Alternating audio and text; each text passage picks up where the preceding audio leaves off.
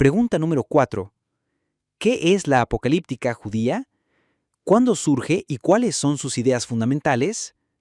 ¿Jesús podría situarse en el marco de esa tradición?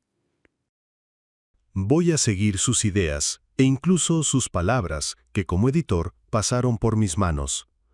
El nombre de apocalíptica está tomado del Apocalipsis de Juan, del Nuevo Testamento, libro que se caracteriza por una forma especial de decir y también por sus contenidos específicos muy peculiares.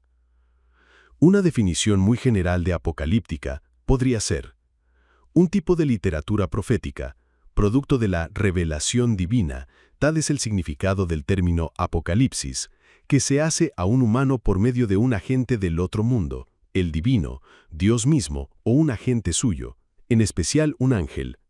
El objeto de la revelación apocalíptica son las realidades inaccesibles al hombre que conciernen a toda su vida religiosa, pero en especial a los momentos finales de este mundo y a la venida de otro mundo definitivo. La apocalíptica se confunde en este último aspecto con la escatología, pues esta es ciencia que trata precisamente de esos momentos finales. La apocalíptica expone las verdades reveladas que se refieren principalmente a la escatología individual o colectiva, humana o cósmica, que afectan a este mundo y al otro. Es difícil acotar los contenidos propios de una obra apocalíptica, pues temas y motivos característicos de los libros específicamente apocalípticos se encuentran en otros que no pertenecen al género, y por el contrario, hay escritos claramente apocalípticos que no cuentan con todas las características comunes a tal género. Por tanto, habría que definir la apocalíptica no solo por sus contenidos, sino como un género literario que, con símbolos típicos, ofrece revelaciones sobre Dios, sobre el fin de este mundo y el surgimiento de otro, sobre ángeles y demonios como instrumentos de la divinidad, sobre sus seguidores y sobre los medios de su acción. Por ello, podría etiquetarse como libro o texto apocalíptico si su diseño en cuanto a lenguaje y literatura corresponde a las características enunciadas. Dentro del ámbito judeocristiano, cristiano, tengas en cuenta que hay temas apocalípticos en casi todas las religiones. La apocalíptica se transforma en un género literario típico del judaísmo y del judeocristianismo, ya que las más famosas revelaciones las hemos recibido a través de libros que pertenecen a esta religión. Aunque puede decirse que existe una apocalíptica en todos los pasajes de los profetas judíos anteriores al exilio de Babilonia, como el primer Isaías, Oseas, Miqueas, esta se desarrolla a partir de la vuelta del exilio de Babilonia, hacia el siglo VI a.C. Hay especialistas en la literatura judía y judeocristiana que defienden la existencia de un género literario específicamente apocalíptico, pero otros sostienen que se trata más bien de un modo de pensar, una corriente de pensamiento religioso que afecta a muchas obras judías o judeocristianas. Fue Émile Schurrer, el famoso autor de la Historia del pueblo judío en tiempos de Jesús, Madrid, Cristiandad 1985, el primero que, a principios del siglo XX, intentó reducir el término apocalíptica a un género literario y que llamó mesiánica a la corriente religiosa de donde procede la apocalíptica. Por tanto, para que un libro sea apocalíptico, hay que combinar una cierta forma literaria con un cierto contenido. Díaz Macho insistía en sus clases sobre el libro de Daniel y en el primer tomo de la serie de apócrifos del Antiguo Testamento, en que para considerar a un fragmento, mensaje o libro apocalíptico se debía tener en cuenta los tres planos siguientes.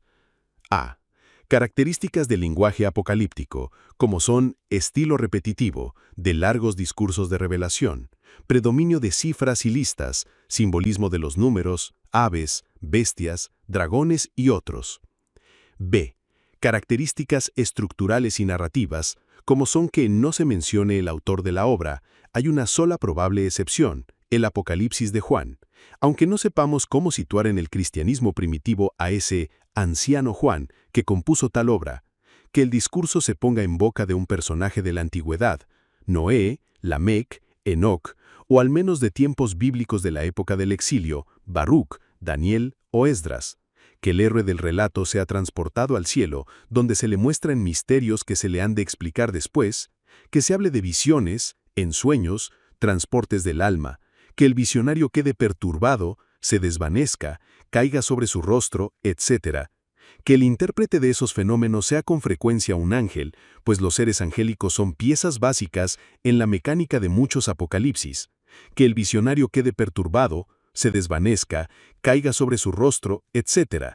Que el giro narrativo se consista en largas secuencias históricas que se presentan como visiones previas, generalmente en formas simbólicas crípticas, en el que animales en lucha simbolizan las lisas de los hombres, con descripciones de los cielos, vientos, montañas y árboles extraños. C. Características de su contenido teológico, que aparezcan con abundancia doctrinas que conciernen al fin del mundo, al juicio de todos los pueblos, la resurrección, la proximidad del nuevo eón o mundo, o la presunción la gran crisis que se cierne sobre la historia del mundo y que desembocará en otros apocalipsis.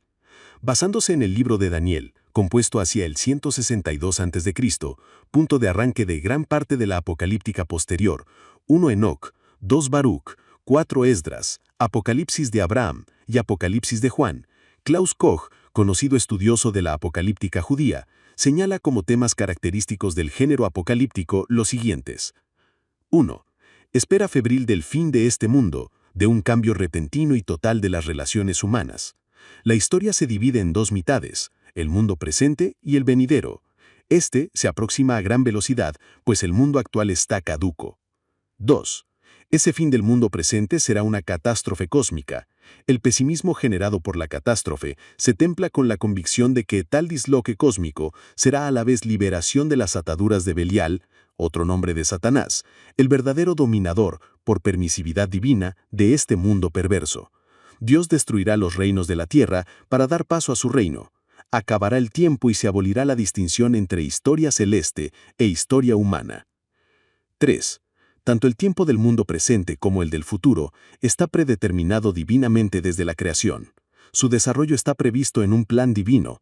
La historia está condicionada por ese plan de Dios, pero a la vez existe la libertad humana para hacer el mal, lo que conlleva una responsabilidad personal. 4. Mientras no llegue el final, las actividades de ángeles y demonios, que influyen y dominan la marcha de nuestro mundo, son muy grandes. En general, los apocalípticos creen que el mal tiene su origen en una esfera superior al hombre, la demoníaca. 5.